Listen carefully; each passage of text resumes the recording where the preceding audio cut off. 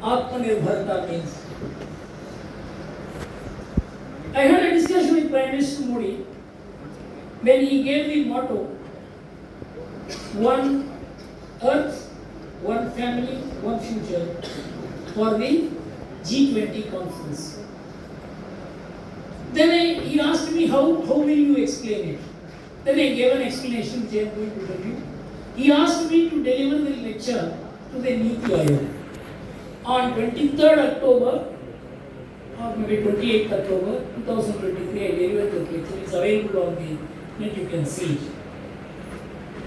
You know about the food security. What gives us food security?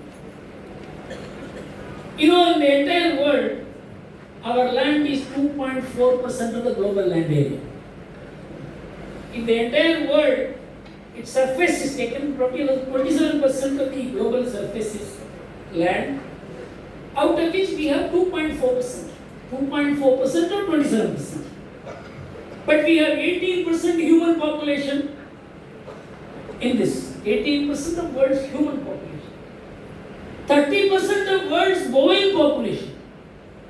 42% of world's cattle population. And 8% bioresources. And 21% forest coverage. It's an ecological wonder. America is 3.5 times the size of India. It has 1/5 of bovine population. 1/4 of human population. China is 3.5 times the size of India. Its bovine population is just 1/6 of India. When we say Vasudhaiva Kutumbakam, it is not only every little beings have the right to live. When we eat the food in 1960s, cattle population kept increasing, bovine population kept increasing. We didn't eat them. What makes India's food security? I am going to give you a stunning statistics. You know, we are also meat eaters, but meat is not our main food. Cereal is our main food. Our average meat consumption per head per annum is 3.5 kilos per head per annum. For America it is 120. For South Africa it is 180. It is for European countries it is 110 kgs. We just eat 3.1 kg. Our maximum consumption is cereals. We eat about 180 kgs per head per annum. You know why? Cereals give you 83% of the calorie value. Note it. 83% of the calorie value comes from cereals. Only 17% comes from meat. 63% of the protein value comes from cereals. Only 37% comes from meat. In fact, cereals are fed to the animals to produce meat. That means you feed 83% calorie value to get 17% calorie value. This is the American model of agriculture. So there is again, you want this data, you can go into ourworldindata.com. Ourworldindata.com.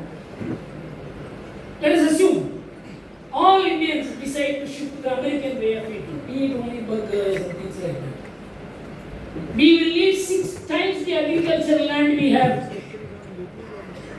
Our country's size has to be 2.5 times this.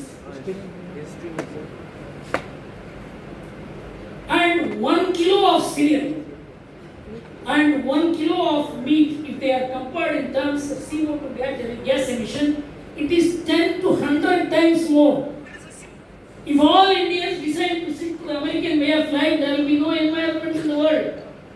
35% of the CO2 gas emission is from agriculture, out of which 90% is from meat.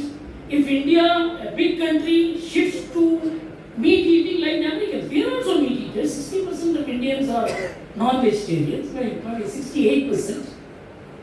But there is a balance. That is what is our food security. Our agricultural waste is consumed by animals, not agricultural products. You see the difference between Indian agriculture and American agriculture?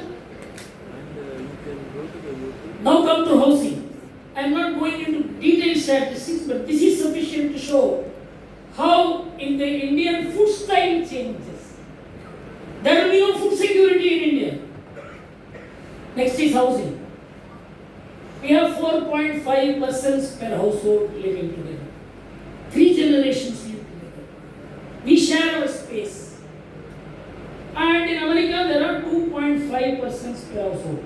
It was 3 persons per household in 1960. It has got reduced to 2.5 because every family has become nuclear, and there are 28% of the American families have only father and the mother with children living together. 49% do not have children. 28% live together without marriage with anybody for any length of time. The families have collapsed.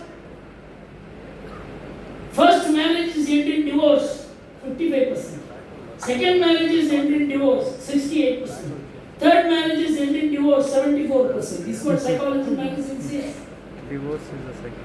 With the result, the families have become just meeting points. There is no living together. 90% of the American families do not have kitchen. Kitchen is multinational companies.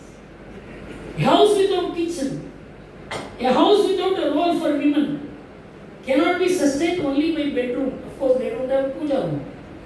You must understand the condition of the American families which has resulted. I am going to tell you about the social security which you will not find. If all Indians who are living with their parents and grandparents, that is what makes 4.5. In fact, we have more houses than families. We have about 27 crore families and we have about 33 crore homes because many people have home in their village and also here. So, if all Indians decide to live like Americans and disown their responsibilities to parents, and the average number of persons living per household becomes 2.5 like America, we will need 135 million more houses. We don't have space, we don't have money. This is lifestyle supporting economics. Food style supporting economics. Now the last point, I am coming to the social security. In India, we all take care of our parents, elders, dependent people. Even animals, birds. Our sisters and others who have no support. We support them. In fact, we keep them in our houses also. In America, this doesn't happen. Parents are not supported by students, by children. Children are not supported by parents. In fact, in UCLA in America, when I was addressing the management students, I asked them to raise their hand. Who are supported by families for your MBA? In an audience of about 150 or 200, I said Indians don't participate in this. Only non-Indian students participated. Almost nobody raised their hand. Family supporting, nobody raised their hand. I asked the Indian students, please tell me how many Indian students you are supported by families. Almost every Indian student raised his hand. The family supports education. And because of that, we support elders, we support children, children support us. This is mutual. Parasparam bhavayataha. This is what Bhagavad Gita says. The society survives because of mutual support. The younger generation supporting the elder generation supporting the younger generation. This is what the American economist said. You note the book, very important book, US Economy in Transition 1980 by the National Bureau of Economic Research, in which people like Milton Friedman participated. The economist said, don't interfere in the intergenerational obligations. Let the elders support the youngsters, let the youngsters support the elders. But the American politicians did not listen. They said, you don't worry. We will support you. They brought in the universal social security. You just pay 12.5% tax and forget about your parents, grandparents, brothers, sisters, children. We will support. So much money came into the system. They said, we have a successful system.